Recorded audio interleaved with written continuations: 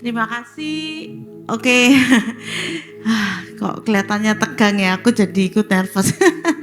Oke, nama tadi seperti yang dikenalkan sama Kak Santi. Oh ya, sebelumnya thank you Kak Santi, Kak Aldi yang sudah kasih saya kesempatan untuk membagikan sharing firman Tuhan. Sebenarnya ya saya percaya semua yang ada di tempat ini itu yang hebat-hebat, yang luar biasa lah. Jadi kita mungkin sifatnya hari ini aku mau sharing aja. Nanti aku akan tutup firman yang aku mau sharingkan ini dengan kesaksian melalui hidupku yang aku percaya itu akan mungkin ya, aku percaya sih itu karena Tuhan izinkan lewati, itu akan menjadi berkat sama seperti Kak Santi yang sharing tadi. Sebentar. Oke, jadi kenali, namaku Christine. Aku saat ini aku punya satu suami dan satu anak. Belum berpikir untuk poliandri, ya kan? Mempunyai lebih dari satu suami, dan suamiku yang berapa minggu lalu juga berdiri di depan untuk menyampaikan firman. Nah, ini Bapak Yohan. Sebenarnya kalau untuk firman ya dia yang lebih ini sih, karena cowok ya jauh lebih sistematis daripada aku ya. Cuma by the grace of God, Tuhan tuh kasih aku kepercayaan dan juga kasih aku passion untuk aku tuh melayani di remaja. Seringkali aku tuh ngerasa, aduh cocok Tuhan, aku ini gak punya kemampuan leadership. Aku sih bandingin sama suamiku, kayak dia itu lebih punya sebenarnya daripada saya. Cuma nggak tahu Tuhan tuh kasih, dan dia nggak punya, kurang punya passion di remaja. Dia lebih punya passion di anak youth, SMA, kuliah sampai kerja, itu passionnya dia. Nah, oke, sekian perkenalan dari aku.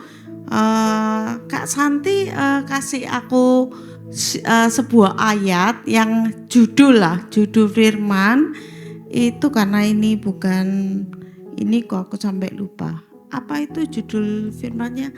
Punya keberanian untuk berdoa buat keluarga. Ya, betul ya Kak? Ya, punya keberanian untuk berdoa buat keluarga, dan ayatnya itu ada di dalam 1 Yohanes 5 ayat 14 sampai ke 15. Ayo mari kita buka bersama-sama. Katakan amin kalau sudah sampai. Amin? Oh iya, sudah di depan soalnya ya. Oke, katakan amin. Yes. Oke, 1 Yohanes 5 ayat 14 sampai 15. Dan inilah keberanian kita keberanian percaya kita kepadanya, yaitu bahwa Ia mengabulkan doa kita jikalau kita meminta sesuatu kepadanya menurut kehendaknya, dan jikalau kita tahu bahwa Ia mengabulkan apa saja yang kita minta, dan kita juga tahu bahwa kita telah memperoleh segala sesuatu yang telah kita minta kepadanya. Nah, kalau aku boleh share di dalam 1 Yohanes 5 ayat 14-15 dalam versi Amplified Bible, bacaannya seperti ini ya. This is the remarkable degree of confidence which we as believers are entitled to have before Him, that if we ask anything according to His will that is consistent with His plan and purpose, He hears us. And if we know for a fact, as indeed we do, that He hears and listens to us in whatever we ask, we also know with settled and absolute knowledge that we have granted to us the request which we have asked for Him. Di dalam ayat ini yang kita baca tadi, kalau aku baca dan aku baca lagi, Roh Kudus itu tunjukkan ada 3 hal. Ada 3 keyword di dalam satu ayat ini, yaitu yang pertama itu bicara mengenai di bagian who we are. This is the confidence which we as believers are entitled to believe, to have before Him, that if we ask anything according to His will. Ya, itu bicara tentang who we are. Kalau kita percaya diri, itu ngomong tentang identity, who we are in Christ, and we are entitled to. Kita tuh diberikan hak sebagai orang yang diberikan hak. Kita punya identitas di sini. Tapi seringkali nggak banyak orang ketika kita itu diterpa sama badai, kita itu sudah kayak orang panik duluan. Aduh, gimana ini? Sampai kita lupa who we are in Christ. Dan hari-hari ini itu nggak hanya terjadi pada anak muda saja, tetapi kita sebagai orang dewasa. Contoh paling gampang, ketika kita itu diperhadapkan pada satu situasi, iblis itu seringkali bermain, mengintimidasi kita ketika kita melakukan dosa, misalnya ya. Kita melakukan dosa, misalnya apalah dosanya. Terus kita tuh langsung merasa tidak layak. Terus iblis tuh pasti akan menuduh sama kita.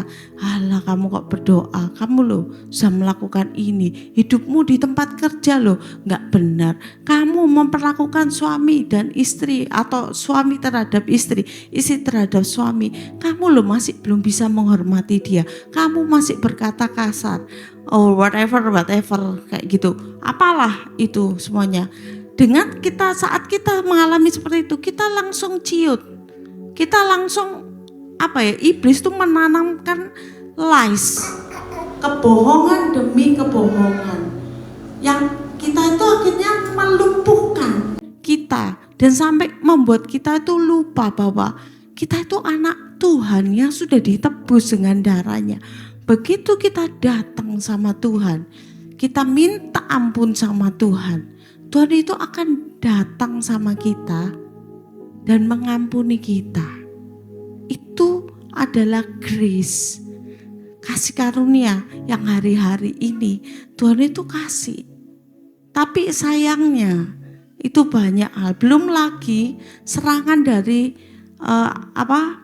sosial media. Itu ada banyak yang pelan-pelan nilai-nilai yang dimasukkan itu pelan-pelan men-shifting dari value yang atau identitas yang harusnya kita itu pegang. Pelan-pelan lies itu yang lebih banyak dimasukkan. Semua yang tampak bagus di sosial media belum tentu itu tuh bagus. Belum tentu itu benar sesuai nilai firman Tuhan. Ada banyak hal itu yang gak benar. Kelihatannya tok baik tapi gak benar. Itu nanti lama-lama itu bahaya. Itu akan bisa melupakan, menggeser identitas kita sebagai anak Allah.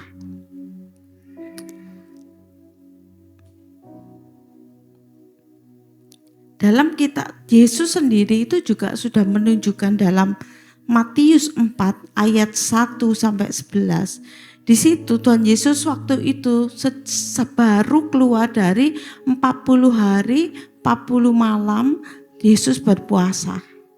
Nah pada saat itu nanti bisa baca sendiri karena panjang, Matius 4 ayat 1 sampai 11.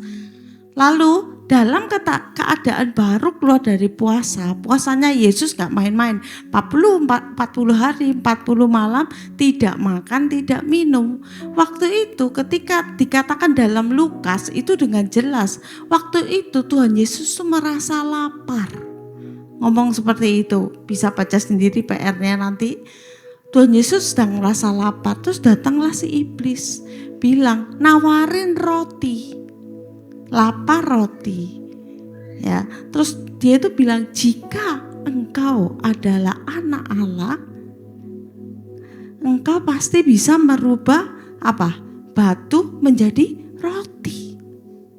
Di saat terlemahnya, di saat at the weakest point, karena waktu itu Tuhan itu sedang sebagai manusia lapar karena habis puasa tadi. Iblis tuh pintar, dia datang, dia menyerang the weakest point dulu dan bilang, jika engkau anak Allah. Ya, padahal itu identitasnya yang diserang. Jika engkau ada anak Allah. Padahal kita tahu sendiri bahwa Tuhan Yesus adalah anak Allah itu sendiri. Itu yang terjadi juga sama kita di daily life kita. Dan iblis itu dikatakan dalam firman Tuhan tuh dia itu seperti singa yang mengaum-ngaum, yang siap menerkam kita pada waktu kita lemah. Nah, itu yang terjadi. Dan di sini Tuhan tuh mau sampai ini kejadian ini dicatat karena ini penting. Karena ini sebuah pelajaran yang kita harus selalu ingat. We should know who we are in Christ. Kita harus tahu siapa kita di dalam Tuhan. Bahwa kita adalah orang yang telah dibenarkan. Bahwa kita adalah orang yang telah ditebus dengan darah Yesus. Jadi kita punya hak-hak. We are entitled to. Di dalam 1 Yohanes ngomong tadi, kita diberikan hak. Kita diberikan hak. Jadi jangan sampai lupa, hak kita itu sebagai anak itu apa. Oke? Itu adalah poin yang pertama. Ini itu adalah strategi setan, ya kan? Untuk itu menyerang kita. Dan sejak Adam dan Hawa, ini itu adalah strateginya, ngasih dengan kebohongan-kebohongan. Oke. Dan kebohongan itu harus dilawan dengan the truth, kebenaran. Apa kebenaran itu? Yaitu firman Tuhan. Dan gimana kita itu mengetahui tentang kebenaran itu? Kebenaran itu, firman Tuhan ada satu ayat mengatakan bahwa the truth shall set us free. Kebenaran itu akan memerdekakan kita. And who is the truth? The truth itu adalah Tuhan Yesus itu sendiri. Dan Tuhan Yesus bicara ngomong Tuhan Yesus yang memerdekakan kita. Berarti di dalam situ harus ada relationship. Kalau kita mau, berarti kita itu untuk dimerdekakan, untuk kita bisa membedakan, untuk kita selalu tahu who are we in the face of Christ, itu kita harus mengenal dan mempunyai relationship. Ini sangat dasar, memang sangat dasar. Tetapi itu seringkali kita yang lupa who we are on Christ. Dan kenapa kita itu harus punya relationship yang penting. Kita harus punya relationship. Karena melalui relationship dengan Tuhan, kita tuh akan bisa membedakan mana yang benar, mana yang enggak. Di saat kita menghadapi situasi yang pelik dalam rumah tangga kita, dalam pekerjaan kita, dalam kita menentukan, karena setiap hari kita itu diperhadapkan dengan banyak pilihan. Mana yang kelihatannya baik belum tentu benar, yang benar ya benar. Tapi bagaimana kita bisa membedakan yang baik di antara yang baik? Yaitu mesti yang benar. Ya tapi mana? Karena seringkali pilihan itu kelihatannya benar dan benar. Contoh dalam memilih sebuah pekerjaan. Itu yang seringkali aku lakuin. Ada mungkin job offer yang datang ya. Tapi belum tentu itu benar. Belum tentu itu saatnya Tuhan suruh kita keluar. Itu yang aku selama ini aku lakuin. Datang, terus aku berdoa, Tuhan tuh sudah selesai dah dengan aku di tempat ini. Kalau aku belum selesai, ya tunjukin. Tuhan akan berbicara lewat kita sendiri. Kalau Tuhan ngomong sudah selesai, oke, kasih aku damai sejahtera. Dan kasih aku offer yang bagus, yang sesuai dengan kebutuhanku. And itu akan membuat kita tuh bisa memilih mana yang benar dan apakah itu sudah waktunya atau enggak. Dan selama ini sering sekali itu berhasil dalam aku sampai hari ini ya. Oke, semoga itu relate apa yang aku ceritain. Terus relationship. Nah, kita masuk yang kedua, poin yang kedua itu relationship. Di 1 Yohanes 4 ayat ke-14 sampai 15 itu kita ada ngomong bahwa sebagai orang percaya kita diberikan hak according to his will, sesuai kehendaknya, selaras dan tujuan. He hears and listens. Jadi ada relationship di sana. Jadi kita harus membangun relationship untuk kita itu bisa tahu kehendak Tuhan itu yang mana. Yang tadi aku sudah sebut dalam Yesus dalam Yohanes 14 ayat 23 sampai 24, Tuhan Yesus berkata, "Jikalau seseorang mengasihi aku, ia akan menuruti firman-Ku, dan Bapa-Ku akan mengasihi dia, dan kami akan datang kepadanya dan diam bersama-sama dengan dia. Barang siapa tidak mengasihi aku, ia tidak menuruti firman-Ku." Ini Tuhan Yesus sendiri yang ngomong. Kalau engkau itu engkau bilang mengasihi aku, tapi engkau tidak menuruti firman-Ku, ya siapa kamu pada akhirnya, Tuhan? Dan kita gak akan mempunyai kedalaman pengenalan dengan Tuhan. Terus di dalam hal untuk membangun relationship ini, kita itu nggak hanya bisa membaca firman, tapi kita juga harus berdoa. Berdoa itu kita nggak sedang ngomong, berdoa itu cuma dalam sikap yang begini, tutup mata, kayak anak-anak di sekolah minggu, lipatlah tangan, tutup mata. Ya, tapi kita mau belajar gimana sih berdoa. Dalam Matius 6 ayat ke-5 sampai ke-7. Kita buka sama-sama karena enggak ada di sini di PowerPoint-ku. Matius 6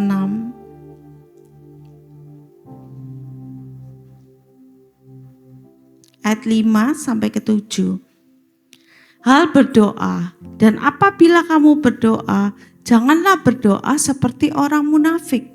Mereka suka mengucapkan doanya dengan berdiri dalam rumah-rumah ibadat dan pada tikungan-tikungan jalan raya supaya dilihat orang. Aku berkata kepadamu, sesungguhnya mereka sudah mendapat upahnya. Tetapi jika engkau berdoa, masuklah ke dalam kamarmu, tutuplah pintu, dan berdoalah kepada Bapamu yang ada di tempat tersembunyi. Maka Bapamu yang melihat yang tersembunyi akan membalasnya kepadamu. Sampai sini dulu. Di sini itu memperlihatkan bahwa doa atau relationship kita dengan Tuhan itu it's a personal things between us and God. Between you and God, between me and God. Hanya kita dengan Tuhan. Jadi very personal gitu. Belum tentu pewahyuan apa Tuhan yang ngomong sama aku belum tentu itu sama seperti apa yang Tuhan ngomong sama Yohan. Itu berbeda. Walaupun kita suami istri, itu beda. Jadi belum tentu aku yang ngomong itu juga apa Tuhan yang ngomong ke aku itu sama juga dengan Tuhan ngomong apa sama Maria. Itu beda. It's very personal. Jadi itu penting. Dalam seri khotbahnya Pastor Kong tuh pada beberapa waktu yang lalu, Pastor Kong itu ngomong soal nama Tuhan, God names. Aku tiba-tiba ingat, salah satu nama Tuhan itu adalah Jehovah Shammah, yaitu Tuhan yang maha hadir. Tuhan yang maha hadir. Jadi dimanapun kita berada, itu ada Tuhan. Itu adalah Jehovah Shammah. Jadi sebenarnya ketika kita sedang berrelationship sama Tuhan, Tuhan itu ada di mana-mana. Gak melulu pada saat kita datang ke gereja. Gak melulu pada saat kita ada di dalam kamar tertutup. Enggak, karena itu personal. Kita bisa connect sama Tuhan kapanpun. Bahkan yang paling ekstrim, kalau dari pengalamanku sendiri, Tuhan itu pernah ngomong sama aku justru kebanyakan pada waktu aku mandi, pada waktu aku melakukan ritual membuang segala racun dari dalam tubuh, ya kan. Biasanya yang tiap pagi duduk di kamar mandi bawa koran. Nah ya cobalah sekali-sekali itu enggak bawa koran gitu, menungkan, terus nanti diam-diam itu aku sering ngobrol sama Tuhan, dan bahkan Tuhan itu sering menjawab kita. Itu enggak hanya bukan, kalau aku enggak pernah to be honest dengar suara audible, enggak. Tapi Tuhan tuh sering iklan. Terus ketika aku di mobil, aku enggak ngelakuin misalnya aku perjalanan ke vendor atau pabrik gitu ya. Aku nggak pegang handphone, terus aku tuh ngobrol-ngobrol sama Tuhan. Terus Tuhan tuh tiba-tiba ada lagu yang diputar. Lagu tuh ngomong dengan jelas. Salah satu yang sangat aku ingat itu lagunya Phil Collins. Tahu kan lagunya Phil Collins? You'll be in my heart. Yes, you'll be in my heart. Setiap dengar lagu itu tuh aku langsung merinding dan pengen nangis itu. Karena itu very personal momenku dengan Tuhan. Karena waktu aku lagi down gitu, Tuhan tuh lagi ngingetin aku kamu itu anakku, you always be in my heart. You are the one, you are my princess, you are my daughter. It's very personal until today. Itu that song itu bukan jadi lagu cintaku sama siapa gitu. Itu lagu my love songs with God, from God for me. Tuhan tuh you'll be in my heart. Itu bikin aku tuh udah berkaca-kaca, terus bikin nangis. It's very personal, our relationship. Ada satu waktu juga yang paling ekstrim. Ini aku alami ya, waktu itu aku lagi nangis karena aku tuh lagi ada masalah. Waktu itu masih belum, waktu itu ya aku lagi berdua sama mobil sama Yohan. Aku tuh nangis, aku sampai sampai aku nggak tahan itu, aku sampai langsung nangis dia lagi nyetir kan, terus aku tuh sampai nangis tuh di pangkuannya. Terus habis itu karena aku sangat breakdown sih waktu itu. Tapi terus aku tuh ngerasa mentok gitu loh, aku tuh Tuhan ini kok nggak dengerin aku sih gitu. Nah teman-teman kan nggak tahu tinggal di Sidoarjo kan, tahu nggak perempatan perempatan yang dari Sekadangan yang mau belokan Majapahit ke kiri, bisa bayangin ya loh, dari Gedangan dari Sekadangan lurus kan lampu merah tuh, ya kan? Kiri Majapahit lurus. Nah, di situ apa sih perempatan? Celep. Ya, celep. Ya kan aku lagi dia lagi nangis gitu ya, karena aku udah kayak aku tuh mentok gitu ya. Terus tahu gak sih di atas itu tulisan dia akan ada gedung yang nggak ada orangnya itu. Aku nggak tahu siapa yang iseng nulis di sana. He listens. Kayak gitu loh. Amazing. Tuhan tuh waktu aku tuh ngomong, Tuhan gak denger aku nih ngomong loh. Itu di atas sana loh, pas aku posisi kayak gini. Terus Tuhan tuh kayak ngeliatin, buka mataku, terus aku lihat di sana. He listens. Kayak Tuhan tuh ngomong sama aku kayak gini, aku loh denger kamu. Aku loh denger setiap doa yang kamu naikkan. Aku denger setiap jeritan hatimu. That's very personal gitu. Aku gak ngerti. Kayak siapa itu yang dengan nganggurnya nulis kata-kata itu. Sekarang sudah gak ada kata-kata itu. Amazing, right? Amazing. It's just amazing gitu. Ada banyak. Kalau aku mau ceritain itu banyak momen pribadiku sama Tuhan. Banyak. Dan caranya itu gak melulu Tuhan ngomong tuh pada waktu aku duduk di tempat ini. Ketika aku di gereja, ketika aku dengerin siapa lagi ngobrol, itu juga Tuhan ngomong. Ada banyak bentuk Tuhan itu ngomong sama kita. Sekarang tergantung bagaimana relationship kita sama Tuhan. Kalau kamu relationshipmu sama Tuhan itu dibangun bukan naik tapi semakin dalam, kamu akan peka. Tuhan tuh ngomong Tuhan tuh sedang ngomong sama kamu. Entah itu melalui lagu, melalui tulisan random, melalui iklan di TV itu ngomong loh sama kita. Atau waktu kita nonton film, kayaknya gak rohani, tapi itu spiritual. Kita akan bisa nangkep itu secara spiritual kalau kita punya hubungan yang benar sama Tuhan. Itu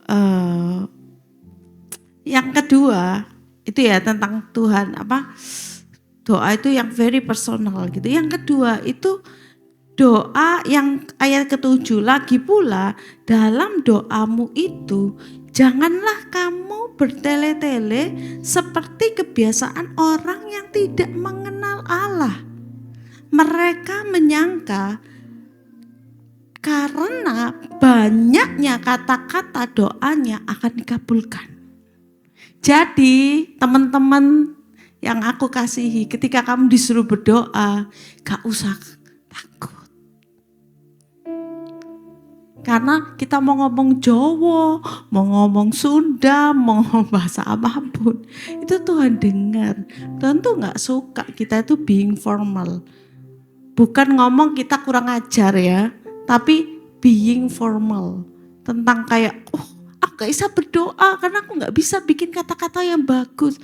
That's okay. Be who you are. Jadilah dirimu sendiri. Jadilah diri kita sendiri. Ngomong apa aja, Tuhan tuh terima. Aku ngomong tentang informal ya, bukan kurang ajar. Tapi informal. Bahasamu kamu gak terbiasa dengan bahasa yang formal, yang enak didengar banyak orang, it's okay. Karena dia itu Bapa.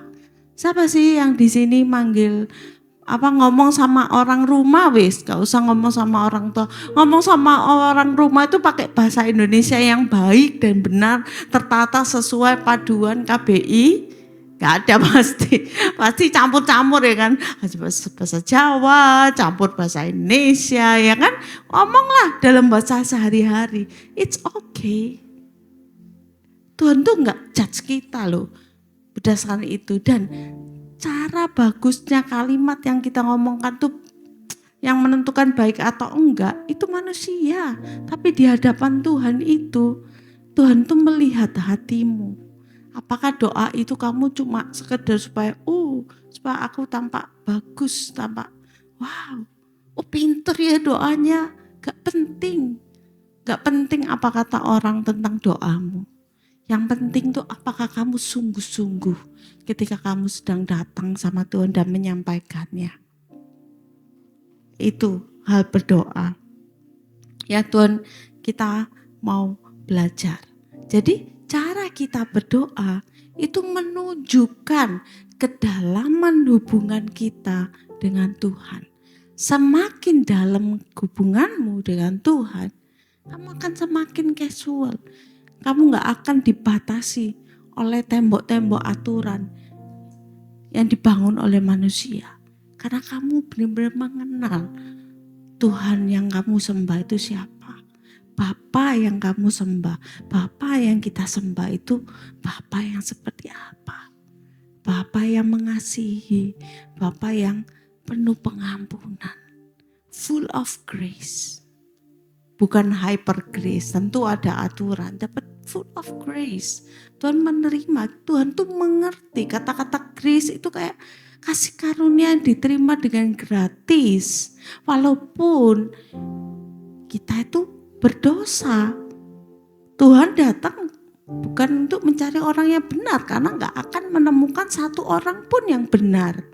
Yang hidupnya suci, gak pernah dosa, gak akan. Tuhan datang untuk orang berdosa. Seperti saya dan kita semua yang di sini gitu. Jadi jangan kamu lihat Tuhan itu sebagai Tuhan yang judgmental, Tuhan yang hakim, yang sadis gitu. Gak. Tuhan itu Tuhan yang maha pengasih. Yang sayang, yang sangat mengerti pengertian. Ya. Nah, seperti kalau relationship yang dalam itu tadi itu seperti apa? Jadi seringkali kita itu kayak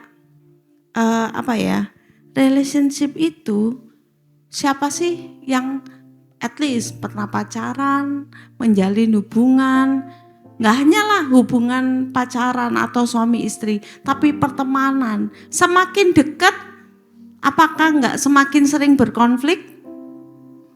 Atau tambah, flat aja? Saya rasa gak ada, pasti akan ada challenge atau konflik. Tapi begitu kita berkonflik, kita pasti akan semakin mengenal. Ya kan? Ya kan? Suami istri bertengkar, masa habis bertengkar sekali langsung oke, kita cerai. Atau bahasanya orang ini talak 1, talak 2, talak 3 gitu ya, langsung bawa pengadilan, putuskan, bercerai. Enggak kan? Enggak mungkin kan? Habis bertengkar terus duduk, belajar, berkomunikasi ya kan? Berkomunikasi yang baik dan benar. Gimana saling curhat, ya sorry ya, nangis-nangisan kayak gitu ya. Dulu aku pas remaja itu, kita kan masuk dalam kelompok pemuritan itu diajari soal yang namanya itu pemberesan. Jadi ketika kita tuh berkonflik dengan satu dengan yang lain, kita itu diajar untuk merendahkan diri kita, datang kepada orang yang kita mangkeli, gak peduli yang benar atau siapa, kita saling mengaku. Aku ngakui, oke, aku tuh tau gak sih, aku tuh kesel sama kamu. Karena bla bla bla bla bla bla kayak gitu, apalah kayak gitu ya. Nah kalau dulu zaman remaja konfliknya ya sekitaran itu aja, kalau nggak percintaan, pertemanan, salah paham, lalala kayak gitu kan ya. Itu yang ketawa-ketawa. Oke, terus sering kan datang, terus kayak gitu ngomong, terus ya aku gini tapi aku sama maafin kok gini. Nanti ya aku ya langsung nangis-nangisan. Setelah itu kita berteman dan semakin erat. Ya kan, buktinya ya waktu itu kan ngomong tentang pertemanan ya, kita semakin erat, semakin mengerti satu sama lain. Oh arek ini kayak gini, semakin yang satu semakin bisa jaga sensitif. Oh ini sensitif, kita harus jaga mulut kita, ini kita kayak gitu, karena sudah tahu oh temennya ini yang ini kayak apa, sudah tahu dia mencekno, masa dijauhi? Enggak lah, karena kita tahu apa yang sedang dia hadapi, apa-apa segala macam kayak gitu. Nah sama seperti Tuhan di dalam Matius, sama seperti hubungan kita dengan Tuhan. Hubungan kita sama Tuhan itu, kalau kita mau semakin dalam, kita tuh berita baiknya, kita tuh harus semakin banyak berkonflik sama Tuhan. Mengalami konflik, bukan berkonflik sama Tuhan, sorry, oke? Kita tuh semakin kita banyak tantangan, itu justru kabar baiknya kita akan semakin mengenal Tuhan. Dalam Matius 16 ayat ke-24 dikatakan, setiap orang yang mau mengikut aku, ia harus menyangkal dirinya, memikul salibnya, dan mengikut aku. Penggunaan kata salib adalah peringatan atas masalah dan pemberitaan, karena salib di zaman Tuhan Yesus itu merupakan hukuman yang paling menyakitkan dan menyiksa, paling menakutkan dan menyiksa pada zaman itu. Jadi salib itu berbicara tentang peringatan atas masalah dan penderitaan. Di banyak kitab, di Alkitab banyak ayat, di Alkitab Tuhan selalu sering kan, kita juga dengar. Ketika kita menjadi orang percaya, itu justru hidup kita itu Tuhan gak janji hidup kita itu akan mulus seperti jalan tol. Tapi akan ada banyak gerunjalan lah, lubang, kadang-kadang kita jatuh dalam lubang. Dan bodohnya lagi kita sering jatuh dalam lubang esa. Nah kayak gitu. Nah justru itu berita baik. Karena kita mengalami hal-hal yang seperti itu, kita tuh justru akan semakin tahu Tuhan, kita tuh berproses dalam hubungan kita dengan Tuhan. Kita akan semakin tahu Tuhan Yesus itu siapa. Kita akan mengerti ketika kita sakit, kita mengalami mujizat sakit, kita tahu, oh, He is Jehovah Rapha. Ketika kita dalam kekurangan, tiba-tiba ada mujizat, apapun, oh, He is Jehovah Jireh. Kayak gitu. Semua kita akan bisa mengenal, oh, seperti itu. Ketika kita dalam dunia pelayanan, aku cerita, di teenager ya kan, itu gampang-gampang sulit. Belum, karena teenager itu masih dalam asuhan orang tua, ya kan. Kalau mau cari dana, kalau mau retreat cari dana, itu udah yang aku paling pusing gitu ya. Pokoknya setiap ada event tuh aku pusing itu.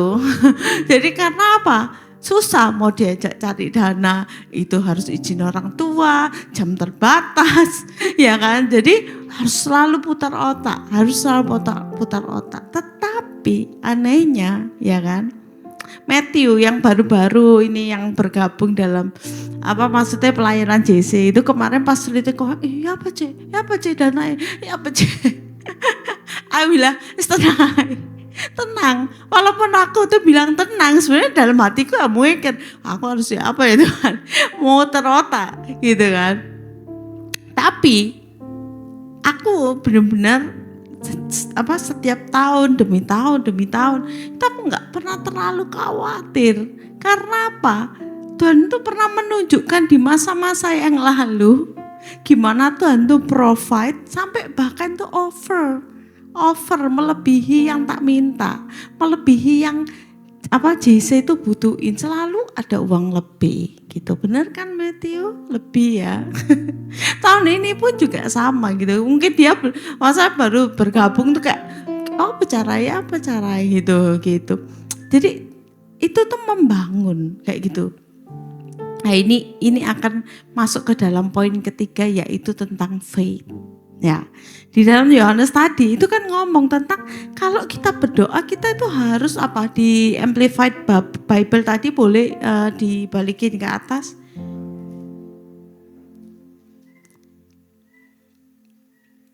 And if we know for a fact, as indeed we do, that He hears and listens to us whatever we ask, we also know with settled and absolute knowledge that we have granted to us the request which we have asked from Him. Jadi kita itu sudah di granted pada waktu kita berdoa. Tuhan itu nggak hanya sekedar kata-kata di Amplified ini Tuhan dikatakan He hears and listen. Ada 2 tingkatan. Jadi itu Tuhan tuh mau menekankan loh di situ bahwa Tuhan tuh nggak hanya sekedar dengar itu cuma sambil lalu ya aku dengar.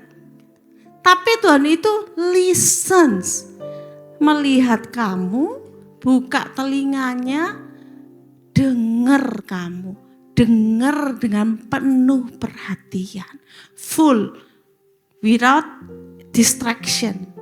Benar-benar kayak pakai kacamata kuda. I listen to you. Dengan sepenuh hati, I listen to you. Sampai kayak gitu. Tuhan ngomong through this amplified Bible. I listen. Not only hears, but I listen. I put my eyes on you and my ears to listen carefully. Untuk mendengar dengan seksama. Apa yang kamu butuhkan, apa yang jadi jeritan hatimu. Itu Tuhan kita.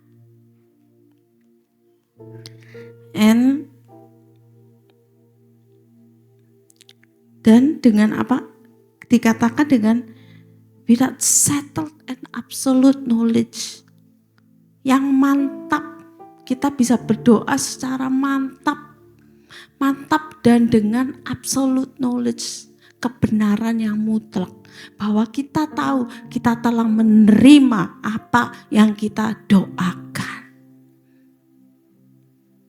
Itu bicara soal apa? Itu bicara soal iman. Semakin kita punya relationship semakin dalam, kita tuh punya iman. Ketika kita berdoa, kita gak sedang mengemis sama Tuhan. Tapi kita itu dengan bold, dengan confidence, full, settled, and absolute knowledge. We know that God hears and listens to us. Kita punya gak hanya sekedar datang dengan memohon. Memohon itu tangan kita begini. Tapi ketika kita datang dengan iman, dengan full confidence, kita mengklaim setiap janji firman Tuhan. Kita mengklaim firman Tuhan itu sendiri. Dengan not wavering, dengan gak bergoncang, gak goyah. Dengan settled and absolute knowledge. Dengan pengetahuan, dengan kebenaran yang mutlak, kita tahu Tuhan itu mendengar, dan Tuhan itu akan melakukan. Itu yang ngomong tentang prayer with faith. Tapi kita akan bisa sampai di situ, kita tuh harus melalui dulu relationship. Kita dari situ, aku diberkati sama suamiku, firman suamiku itu aku benar-benar kayak rema. Itu rema itu enggak hanya di pikiran tok dengan knowledge yang di sini, tapi benar-benar rema itu jadi rema dalam hatiku. Bahwa iman itu enggak berkata bertumbuh ke atas, tapi bertumbuh ke dalam. Karena iman itu erat hubungannya dengan relationship kita sama Tuhan. Our personal relationship sama Tuhan. Ketika kita tahu kita tuh punya Tuhan yang luar biasa, yang hidup, kita akan berani datang. Ibrani, dikatakan dalam Ibrani,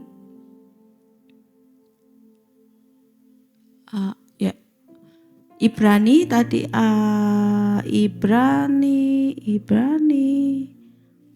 sebentar aku tadi kok lupa tuh.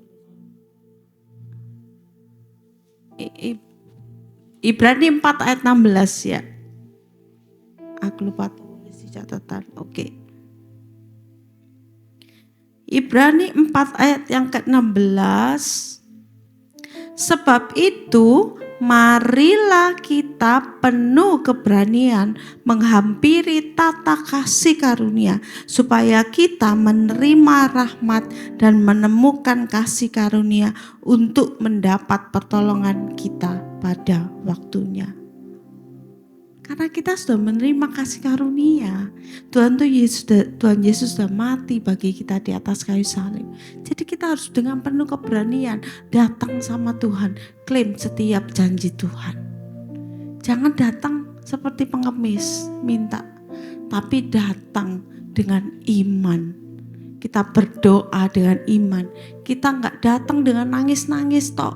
Terus kayak, oh kenapa Tuhan nggak menolong aku? He surely will come to you. Tangannya nggak kurang panjang untuk menolong kita. Tapi itu kita harus melewati dulu tuh proses relationship kita. Kita harus semakin dalam sama Tuhan, semakin dalam. Karena kenapa? Kok kita tuh harus lewati proses? Karena kemarin Kak Aldi juga bilang, setiap proses demi proses demi proses itu membuat kita sabar, membentuk karakter kita, ya kan? Kemarin Kak Aldi bilang kayak gitu.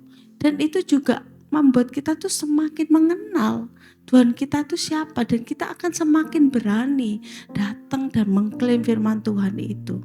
Itu disebut kita sedang berdoa dengan iman. Kita sudah dikatakan ketika kita berdoa dengan iman, kita sudah menerima. Kita berdoa seperti kita sudah menerima apa yang kita doakan. That's we call in praying with faith. Dengan keberanian, dengan iman yang kita punya. Ini aku mau tutup. Aku nggak panjangin firman lagi. Aku cuma mau tutup seperti janjiku. Tadi aku mau tutup dengan satu pengalaman hidupku. Jadi aku nggak akan panjang bertele-tele kayak begitu, enggak. Tapi aku itu tumbuh besar. Aku empat bersaudara, mama, papa, adik-adikku, aku nomor 1. Terus my family itu is not really keluarga yang happy and harmony kayak gitu ya, full dengan harmony gitu. Mama papaku tuh sering bertengkar gitu. Sering bertengkar dulu, aku ingat banget, aku tuh orangnya cengeng gitu. Begitu mama papaku tuh bertengkar, itu aku lari ke gereja, gitu. Dulu masih zaman Kak V, kalau tahu Kak Vera itu masih pengerja, nah aku tuh masih sini, dateng gitu, nangis-nangis kayak gitu. Minggu ya nangis-nangis, cengeng lah, pokoknya aku tuh cengeng gitu. Kalau aku lihat aku yang dulu, nginget aku yang dulu, mungkin yang bersama-sama denganku pada waktu-waktu aku kecil tuh ngerti gitu ya. Waktu aku isinya curhat melulu gitu ya kan. Terus tapi aku tuh sampai pernah ya, aku saking keselnya sama mama papaku, aku sampai pernah bilang dalam doaku itu, Tuhan, Mam papak dulu padahal itu, mam papaku itu gak sampai seperti itu parahnya gitu ya toh. Waktu aku SMP itu. Tapi mereka itu salah pergaulan gitulah. Bergaul dengan teman yang keliru. Tadinya itu cuma ya sekali-sekali ke kehidupan malam, sekali-sekali. Terus tapi akhirnya itu semakin nggak karu-karuan gitu ya. Terus itu kebawa ke dalam hubungan marriage mereka. Dulu padahal kita sekeluarga ke gereja bareng-bareng. Setiap mamaku tutup depot ke gereja bareng-bareng. Itu aku masih ingat ya, masa-masa indah. Terus pulangnya makan bareng. Tapi ada itu mamaku sama papaku tuh salah jalan kayak gitu waktu itu. Terus aku tuh sampai kesel kayak gitu ya kan. Terus soalnya mereka tuh bertengkar tuh benar-benar bertengkar ya. Sampai ada waktu itu papaku tuh kayak mau bunuh mamaku kayak gitu loh, pakai ngambil kayak gitu lah. Itu memori itu masih aku ingat dengan jelas gitu ya. Terus habis itu aku tuh lari kan ke gereja. I thank God waktu itu aku punya Cece rohani yang sangat mengcover aku pada waktu itu, Cece Fosa yang sudah dipanggil Tuhan gitu. Aku sampai hari ini aku masih ingat nomor telepon rumahnya yang di Gedangan itu. Kenapa kok jadi nangis ya? Aku jadi ingat Cece Fosa. Cece Fosa itu wah itu tempat curhatku yang luar biasa. Aku sampai masih ingat nomor teleponnya, saking seringnya aku telepon rumahnya gitu sampai hari ini aku masih ingat. Terus waktu itu juga untung di tempat ini tuh aku kita tuh lagi belajar tentang pemuritan, terus waktu itu tentang membangun menara doa gitu. Aku benar-benar ini gitu. Terus dalam satu waktu sebelum aku masuk ke situ, itu aku pernah ngomong sama Tuhan, wis Tuhan, wis goncangan aja keluargaku ini. Supaya maksudnya mama papa waktu itu bertobat. Ngawur pokoknya aku doanya waktu itu. Waktu itu aku ngomong kayak gitu sama ambek Tuhan itu. Saking aku kesel kayak gitu kan. Tapi sungguhan itu benar Tuhan tuh mendengar doaku, jadi hati-hati. Waktu itu Tuhan tuh benar-benar dengerin doaku dong. Terus habis itu terus ya itu benar-benar hidup keluarga aku tuh jadi kacau kayak gitu. Tapi ketika Tuhan tuh semakin aku tuh berproses sama Tuhan, terutama pada waktu aku usaha pemuritan terus menara doa itu, Tuhan tuh ngomong dengan jelas ke aku dan gak hanya ke aku pribadi tapi melalui berapa orang bahwa aku tuh dipanggil untuk menjadi tiang doa buat keluargaku. At the first waktu karena aku masih muda ya, aku tuh menolak. Aku ketika maksudnya mama papaku dalam keluarga aku tuh berantakan gitu, aku tuh menolak kayak gitu. Maksudnya itu kayak kok harus aku sih? Kenapa nggak sing lain? Kenapa kok aku gitu? Itu yang ini. Padahal aku ya lupa ya, aku yang minta sama Tuhan untuk Tuhan itu proses keluargaku terus habis itu aku tuh menolak gitu, aku denial. Aku sempat pada waktu masa aku denial, aku nggak berdoa buat keluargaku. Aku lari, sibuk sendiri, bikin kesenanganku sendiri, ngelakuin kesenanganku sendiri. Tapi karena itu panggilan Tuhan dan aku orangnya lumayan peka ya, maksudnya Tuhan tuh berkali-kali gitu ngomong sama aku. Walaupun sampai aku tuh masa kuliah waktu itu SMA. Aku belum bisa menerima sepenuhnya gitu. Tapi ya pada akhirnya aku menerima. Tuhan tuh nyuruh aku berdoa untuk keluargaku. Apakah mudah? Enggak mudah, karena melibatkan mama papaku, adik-adikku bertiga.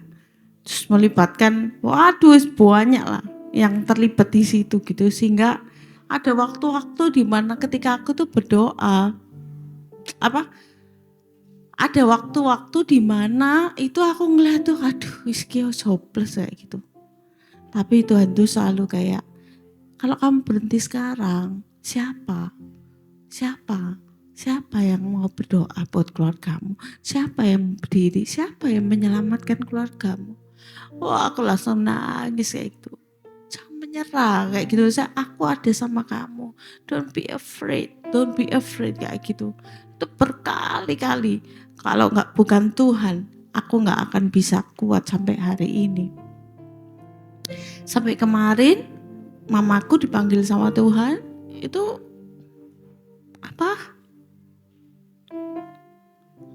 aku pertamanya itu aku nggak bisa terima kayak gitu. Cara mamaku dipanggil Tuhan terus, tapi aku ingat aku bilang sama Tuhan bahwa Tuhan, aku berdoa sama papaku jangan dikasih sakit aneh-aneh, terutama mamaku, karena aku takut nanti imannya itu nggak akan bisa bertahan karena penderitaan yang dia itu sudah alami gitu. Dari masa kecilnya itu, aku tuh jadi belajar ketika semakin aku dewasa dalam Tuhan, aku tuh semakin bisa mengasihi mama papaku. Aku bisa mengerti, melihat bahwa apa yang menjadikan mama papaku hari ini itu apa yang mereka sudah alami dari mereka kecil. Dan semua peristiwa di balik itu. Waktu itu aku bisa mengantarkan mamaku untuk dia akhirnya memutuskan untuk dibaptis. Itu hal yang sangat sukacita banget.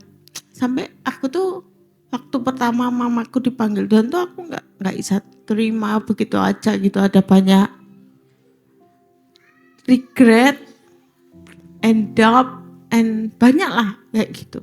Sampai satu waktu kemarin pas yang case, tapi enggak, sebelum itu juga udah, tapi yang aku dengar dengan jelas tuh Tuhan ngomong sama aku secara pribadi yang waktu Keisha kemarin di sini cerita sama aku tuh, waktu itu aku tuh nangis, aku nggak tahu hari itu tuh aku nangis muel.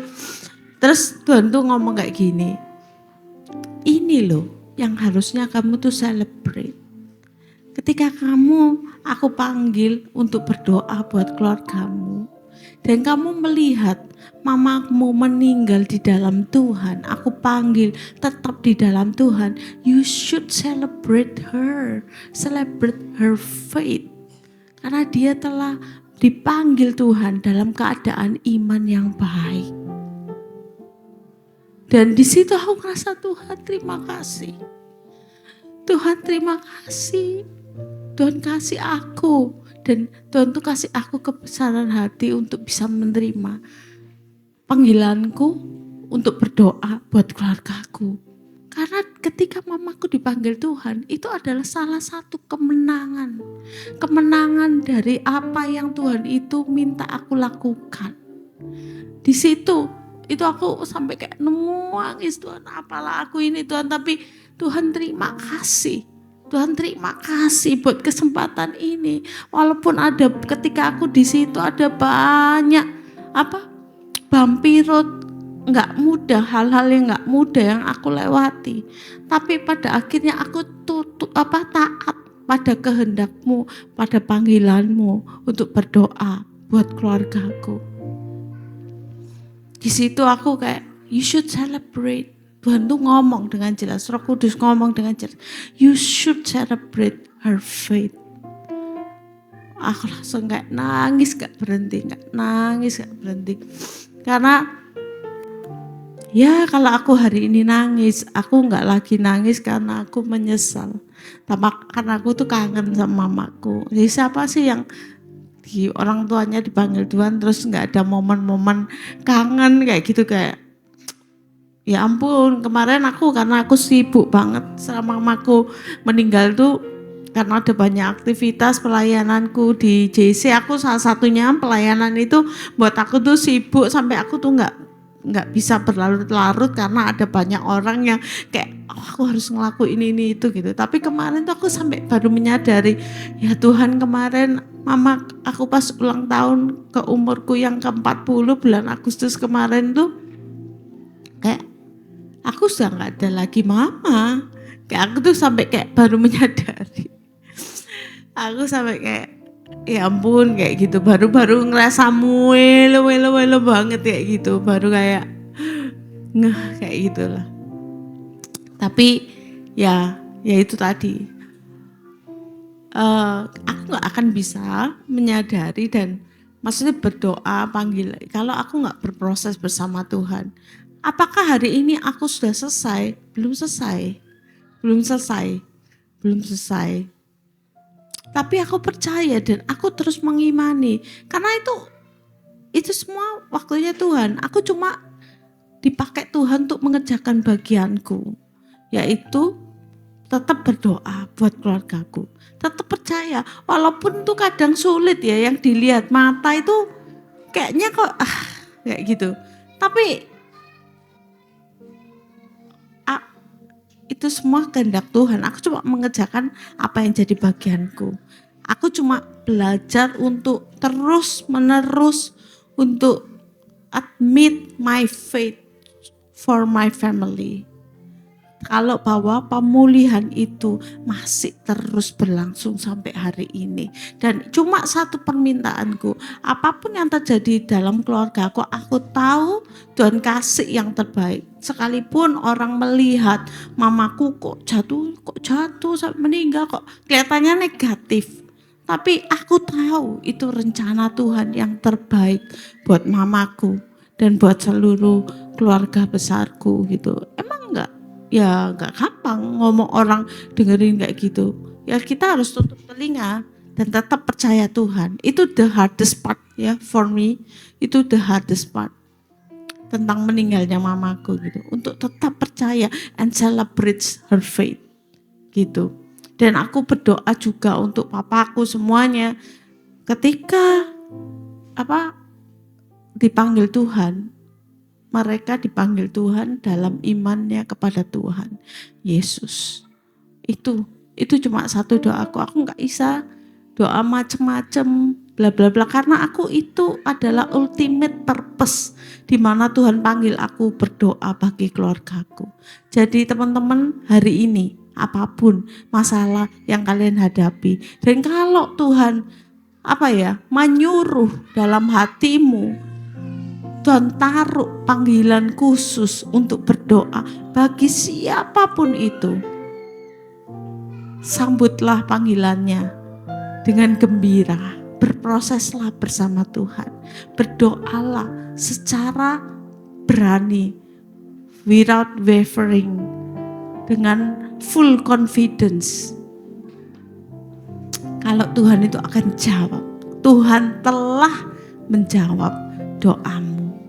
Jangan takut, karena memang yang dilihat mata itu seringkali itu enggak mudah kayak gitu. Itu akan melemahkan iman kita. Itulah kita perlu yang namanya Roh Kudus. Hari ini ayo kita anggap panjangkan firman Tuhan.